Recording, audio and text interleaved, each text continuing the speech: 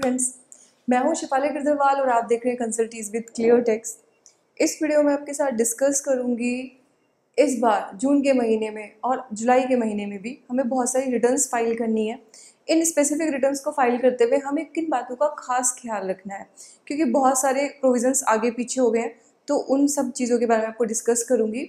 साथ ही अगर आप लोग चाहते हैं कि आपको जीएसटी और अदर इम्पॉर्टेंट जो अपडेट्स हैं वो आपको आपके व्हाट्सएप पे मिले, तो आप जो नीचे लिखा हुआ नंबर है इस पे आप अपना नेम, एड्रेस और आपकी डेजिग्नेशन, आप जहाँ भी काम करते हैं, बेसिक इन्फॉर्मेशन आप इस पे भेज दीजिए और आपको हम लोग खुद अपनी व्हाट्सएप लिस्ट के अंदर ऐड कर लेंगे, तो आपको इंपॉर्टेंट अपडेट्स वहाँ से मिल पाएंगे। तो उसके लिए इस नंबर पे आप मैसेज सेंड कर सकते हैं। ध्यान रखिएगा, आपको अपडेट्स के लिए सिर्फ मैसेज सेंड करना है, कॉल नहीं करना है इस नंबर पे। तो शुरू करते हैं आज का वीडियो।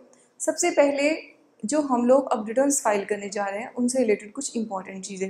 पहली चीज़ तो मैं आपको पहले भी एक दो बार एक्सप्लेन कर चुकी हूँ कि अगर आप ये वाली डेडलाइन मिस करते हैं, और ड्यू डेट्स के लिए मैंने अलग से एक पूरा वीडियो बना रखा है आपके लिए, तो जीएसटीआर 1 की अलग ड्यू डेट्स हैं और जीएसटीआर 3B की अलग ड्यू डेट्स हैं। साथ ही जो ड्यू डेट्स हैं उनको मिस करने पे आपको अलग अलग लेट फीस और पेनल्टी भी लग सकती है। पेनल्टी तो ठीक है, मैं डिस्कस नहीं कर रही, एक्सेप्शनल केसेस है, लेकिन लेट फीस आपको पूरी लग सकती है डे 1 से। लेकिन क्या आपको इंटरेस्ट भी पूरा लगेगा? तो जो आपकी कंफ्यूजन है उन्हीं को मैं यहाँ पे क्लैरिफाई करूँगी। काफ़ी लोगों ने ये भी क्वेश्चन पूछा कि भाई जैसे लेट फीस तो अब मेरी शुरू से लग जाएगी, मेरी पहली ओरिजिनल ड्यू डेट से। तो यहाँ पे जो ताना बाना बनाया गया है वो इस तरीके से बनाया गया है कि आपकी ड्यू डेट नहीं एक्सटेंड की, बल्कि आपकी सिर्फ लेट फीस वेव ऑफ कर दी गई एक पर्टिकुलर डेट तक, कंडीशनल वेवर जिसको हम लोग बोलते हैं लॉ की लैंग्वेज में। तो अब अगर आपने वो लेट फीस के डेट तक फाइल नहीं की, जैसे अभी हमारी जो 5 करोड़ से ज़्यादा वाली जो यूनिट्स हैं उनकी ड्यू डेट अभी जून में है, बाकी सबकी जुलाई के अंदर फॉल करेंगी, तो अभी उनको उतना टेंशन लेने की ज़रूरत नहीं है। तो लेट फीस आपको जो आपकी ओरिजिनल ड्यू डेट थी उससे लगेगी। तो मान लीजिए आपकी फरवरी की रिटर्न थी, तो फरवरी की रिटर्न अगर आप 20 मार्च तक फाइल कर देते तो आपको कोई लेट फीस नहीं लगती। अब आप जो एक्सटेंडेड डेट्स हैं उस तक फाइल कर लोगे तो भी कोई लेट फीस नहीं लगेगी। लेकिन तब से भी अगर आपने फाइल नहीं की तो उस रिटर्न पे आपको 21 मार्च से लेके और जब तक आप फाइल करोगे पर डे के हिसाब से लेट फीस लगेगी, up to maximum of 5000 plus 5000 दोनों लॉ के अंदर। वो जो 500 रुपये हुआ है, 250 दोनों लॉ के अंदर, वो सिर्फ पुराने वाले रिटर्न्स के लिए हुआ है, नए वाले रिटर्न्स के लिए नहीं। तो जनवरी तक के रिटर्न्स के लिए वो प्रोविजन आया है। सेकेंड इंपॉर्टेंट क्वेश्चन जो है वो है इंटरेस्ट के बारे में कि मेरे को इंटरेस्ट कैसे लेवी होगा। तो पहले इंटरेस्ट को लेके कंफ्यूजन था कि जैसे लेट फीस है तो क्या इंटरेस्ट भी ऐसे ही होगा कि अगर मेरा डिले हो गया तो शुरू से लग जाएगा सारा इंटरेस्ट। तो ये उन्होंने क्लैरिफाई किया हुआ है। वो उन्होंने बोला है कि आपको इंटरेस्ट शुरू से नहीं लगेगा, आपको पहले 15 दिन जो इंटरेस्ट लगेगा, 5 करोड़ से ऊपर वालों की बात कर रही हूँ, वो आपको नील लगेगा, मतलब कोई इंटरेस्ट नहीं लगेगा। फिर आपको जो उसके बाद लगेगा वो आपको 9% का इंटरेस्ट लगेगा, और अगर आप जो फाइनल ड्यू डेट है तब तक फाइल नहीं करते तो फिर आपको फुल इंटरेस्ट लगेगा।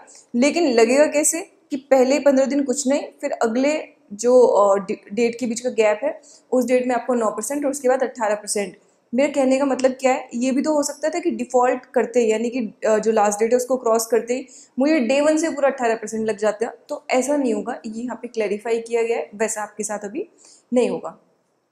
और जो बाकी लोग हैं उनकी ध्यान रखिए, उनके लिए 15 डेज नहीं, जो आपकी रिस्पेक्टिव ड्यू डेट्स हैं तब तक जो आपकी इंटरेस्ट रेट है वो नील रखी गई है। जो 5 करोड़ से कम वाले उनकी भी बात कर रही हूँ, राइट। तो आपकी जो डिफरेंट डेट्स हैं आपकी ड्यू डेट कैलेंडर के हिसाब से, उनकी डेट तक आपके ऊपर कोई इंटरेस्ट नहीं लगेगा। उसके बाद 30 सितंबर तक आप पे 9% इंटरेस्ट लगेगा, और 30 सितंबर तक अगर आपने फाइल नहीं किया अपनी वो सारी रिटर्न्स तो आपको फिर 18% इंटरेस्ट लगेगा।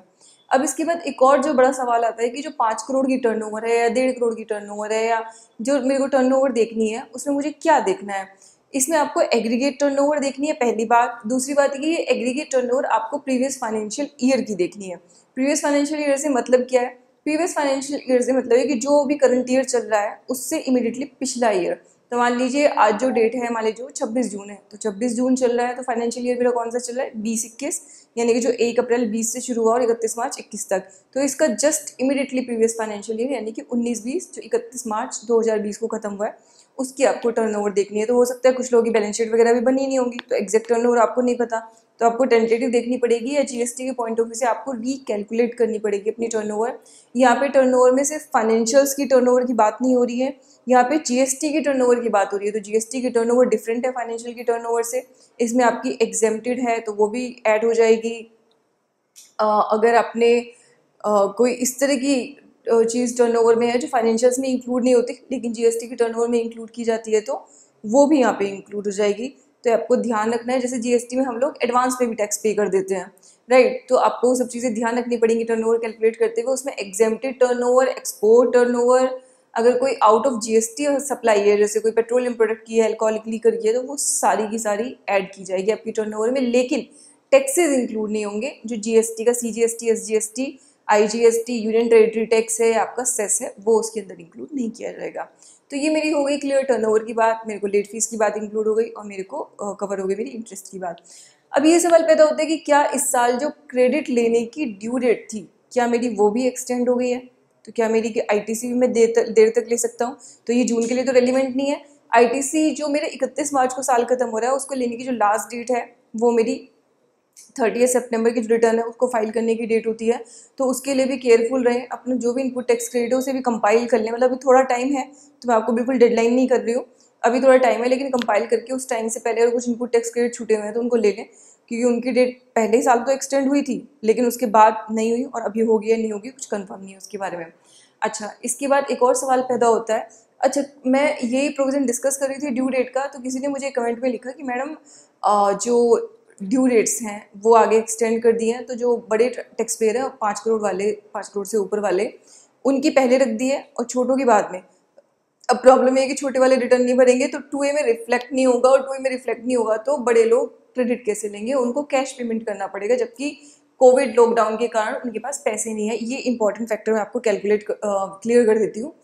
ध्यान रखिए, सितंबर मंथ तक जो मुझे 2A में रिफ्लेक्ट होने वाला क्रेडिट देखना है, जिसका मैं 10% लेती थी रूल 36(4) के हिसाब से, वो उन्होंने क्लब कर दिया है। यानी कि आपको हर महीने का क्रेडिट देखने की ज़रूरत नहीं है, आप अभी फ़िलहाल अपने सारे क्रेडिट लिख के ले सकते हो, बशर्ते कि आपका जो सप्लायर है वो सितंबर तक रिटर्न फाइल कर दे। तो इसलिए मैं आपको कह रही हूँ कि अपनी सप्लायर ने अभी रिटर्न फाइल नहीं की लेकिन आपको भी करनी पड़ रही है, तो आप इनपुट टैक्स क्रेडिट क्लेम कर सकते हो, क्योंकि जो हम मंथ टू मंथ देखते थे 2A का रिफ्लेक्शन, उसको क्लब कर दिया उन्होंने काफ़ी सारे मंथ्स का, फेब टू सितंबर। उन्होंने बोला कि सारों का इकट्ठा करके देख लेना।